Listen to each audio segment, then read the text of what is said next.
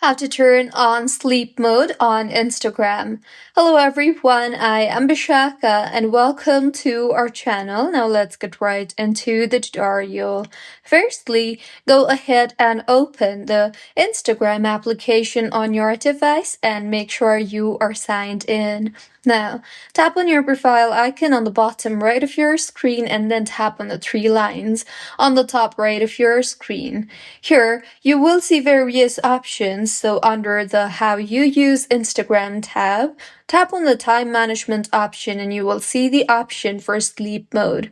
Tap on that and then go ahead and toggle on the toggle button for Sleep Mode and then go ahead and set the start time and end time depending on your preference.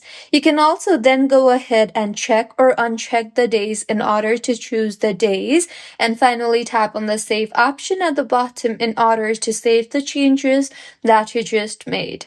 So, this was about how you can turn on sleep mode on Instagram. If you find this tutorial helpful, please like the video and do comment if you have any queries. Also, do subscribe to our channel for more helpful tutorials like this. See you on the next one.